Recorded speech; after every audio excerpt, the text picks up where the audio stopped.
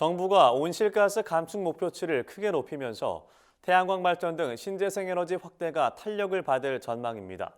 그런데 2030년 탄소 감축 목표를 달성하는 과정에서 농촌 태양광이 크게 늘어날 것이란 지적이 나왔는데요.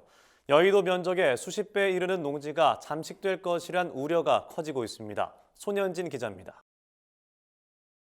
2030년까지의 온실가스 감축 목표 NDC 달성 과정에서 농촌 태양광이 급증할 것이라는 지적이 나왔습니다.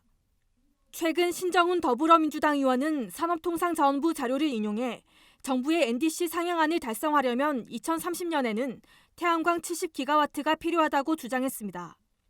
이는 2030년까지 태양광 34기가와트를 보급한다는 기존 목표의 2배에 이릅니다. 지난해까지 설치된 누적 설비 규모는 14.6기가와트.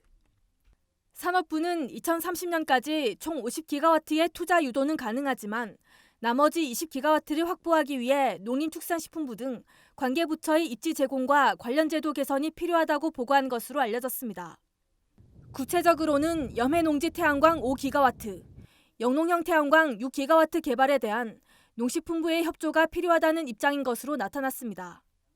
이에 신정훈 의원은 결과적으로 11기가와트의 태양광 발전을 위해 최대 19,760헥타르의 농지가 필요할 것으로 분석된다며 이는 여의도 면적의 68배에 이른다고 강조했습니다. 이 가운데 6,500헥타르는 영농형 태양광과 달리 태양광 발전과 농사를 병행할 수 없는 염해농지 태양광 면적입니다. 이는 전체 국 공유 간척 농지의 67%에 해당되는 막대한 규모여서 우려가 더해지고 있습니다. 자칫하면 식량 안보의 근간인 농산물 생산이 큰 타격을 입을 수 있다는 측면에서입니다. 재생에너지의 주요 부분을 담당하고 있는 그 태양광 사업이 농지 잠식을 많이 필요로 하고 있기 때문에 발전 목표를 좀 더 정밀하게 재설계해서 농민들과 함께 상생하는 그 에너지 계획이 마련돼야 된다. 전국의 농촌에서는 태양광 발전을 둘러싼 갈등도 심각해지고 있습니다.